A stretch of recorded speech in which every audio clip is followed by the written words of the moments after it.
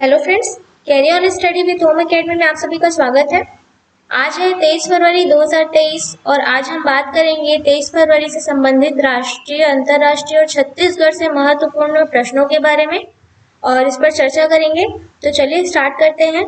Start करने से पहले मैं बता दूं कि हमारे जो सभी प्रश्न हैं इन सभी महत्वपूर्ण टॉपिक्स पर बनकर तैयार होते हैं, जैसे कि योजनाएं, अभियान, नियुक्तियां, उपलब्धियां, चर्चित व्यक्तित्व, बजट, चुनाव, निधन, खेल खिलाड़ी, रचनाएं, प्रशासनिक निर्णय, पुरस्कार, महोत्सव, आर्थिक सर्वेक्षण, नवीनतम जिले व राज्य और विविध अन्य तथ्यों पर बनकर हमारे प्रश्न तैयार किए जाते हैं। तो हमारे साथ जुड़े रहिएगा और इस वीडियो को एंड तक देखिएगा। तो चलिए स्टार्ट करेंगे कल के क्वेश्चन से।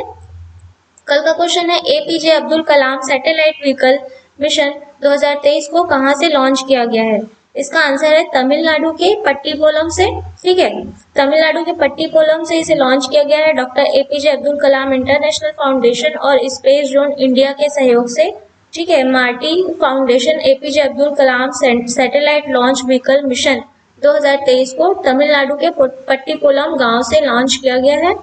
और जो इस दौरान जो है तेलंगाना के राज्यपाल तमिलसाई सुंदरराजन भी शामिल थे। ठीक है, चलिए स्टार्ट करते हैं आज का क्वेश्चन। आज का क्वेश्चन है विश्वभूषण हरिचंद्रन छत्तीसगढ़ के 9वें राज्यपाल के रूप में कब शपथ लेंगे?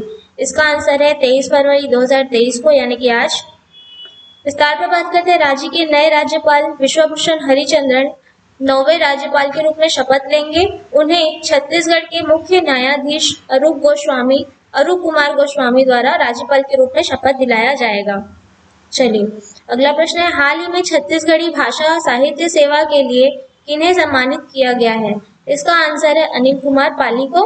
विस्तार पर बात करते हैं। छत्तीसगढ़ी भाषा में साहित्य, कविता रचना के माध्यम से छत्तीसगढ़ी भाषा बोली के संरक्षण के लिए साहित्यकार अनिल कुमार पाली को छत्तीसगढ़ी क्रांति सेना द्वारा सम्मानित किया गया। ठीक है, इन्हें विश्व मातृभाषा दिवस पर इन्हें सम्मान प्रदान किया गया है। चलिए अगला प्रश्न है किताबें पढ़ने में रुचि बढ़ाने के लिए सीबीएसई ने कौन सा ऐप लॉन्च किया है? इसका आंसर है रीडिंग ऐप। विस्तार पर बात करते हैं। रीडिंग ऐप को गूगल प्ले स्टोर से डाउनलोड किया जा सकता है। इससे ऑडियो वीडियो के जरिए ऑनलाइन पढ़ाई की जा सकेगी। छात्रों में पढ़ने के प्रति रुचि बढ़ाने के लिए सीबीएसई ने वर्ष 2021 में रीडिंग मिशन की शुरुआत की थी और अभी रीडिंग ऐप लॉन्च किया है, जिससे छात्रों और शिक्षकों को किताबें पढ़ने की सुविधा दी गई थी।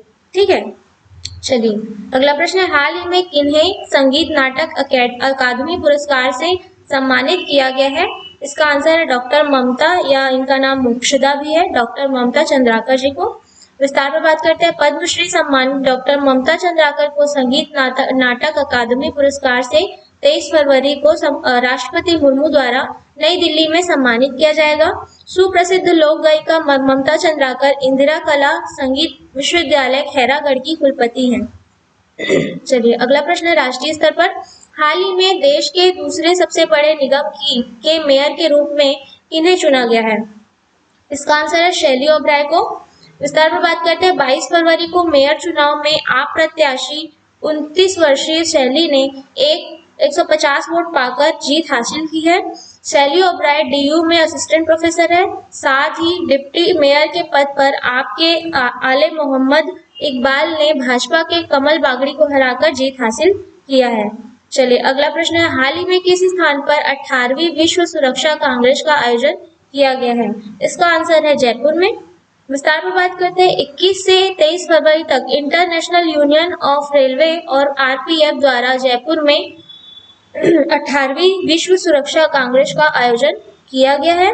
इसका विषय रेलवे सुरक्षा रणनीति, प्रतिक्रियाएं और भविष्य के लिए दृष्टि है। कांग्रेस की स्थापना जो है 28 दिसंबर 1885 में हुई थी। चलिए अगला प्रश्न है किस भारतीय निशानेबाज ने अपना दूसरा व्यक्तिगत गोल्ड मेडल जीता है? इसका आंसर है ऐश्वर्य प्रताप सिंह तोमर ने। विस्तार पर बात करते हैं। आईएसएसएफ वर्ल्ड कप में भारतीय निशानेबाज 22 वर्षीय ऐश्वर्य ने 50 मीटर राइफल 3 पोजीशन में भारत को वर्ल्ड कप का चौथा गोल्ड दिलाया है और अपना दूसरा जो है गोल्ड मेडल जीता है। ठीक है, भारत ने कुल 6 मेडल जीता है, जिसमें से 2 ब्रॉन्ज भी है। ऐश्वर्य ने पिछले साल चेंगवोन वर्ल्ड कप में भी इस इवेंट में गोल्ड मेडल जीता था। चलिए अगला प्रश्न है NAAC से A++ ग्रेड पाने वाला देश का सबसे युवा प्राइवेट विश्वविद्यालय बना है। ठीक है, NAAC से A++ ग्रेड पाने वाला देश का सबसे युवा प्राइवेट विश्वविद्यालय बना है।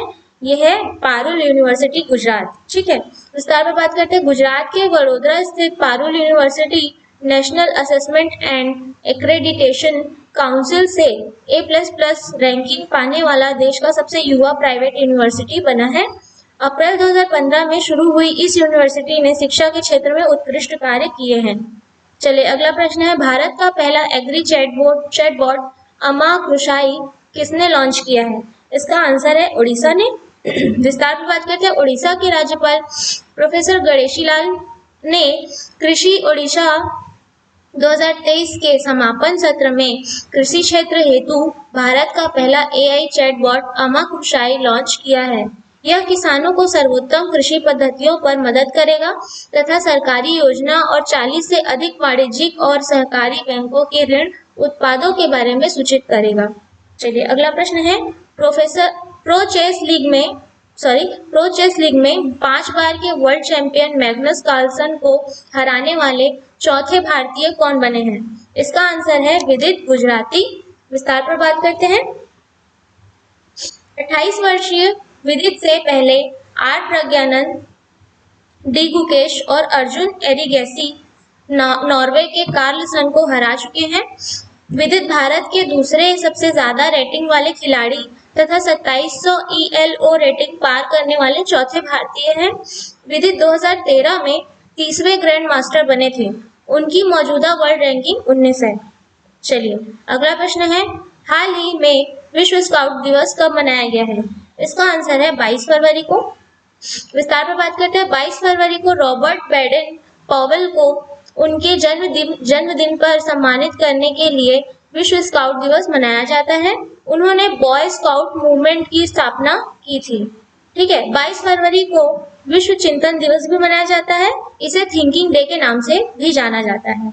चलिए अगला प्रश्न है, कौन सा देश अगस्त 2023 में पहली बार मालाबार नौसेना अभ्यास आयोजित करने जा रहा है? इसका आंसर है ऑस्ट्रेलिया। विस्तार में बात करते हैं। इस वर्ष पहली बार मालाबार बहुपक्षीय नौसैनिक अभ्यास ऑस्ट्रेलिया द्वारा आयोजित किया जाएगा। इसमें भारत, ऑस्ट्रेलिया, जापान और संयुक्त राज्य अमेरिका की भागीदारी शामिल है। चलिए अगला प्रश्न है, 2027 तक महिला प्रीमियर लीग के लिए शीर्षक प्रायोजन अधिकार किसने प्राप्त किया है? तो इसका आंसर आप कमेंट बॉक्स में देना है आपको। तो चलिए कल बात करते हैं अगले वीडियो के साथ। धन्यवाद।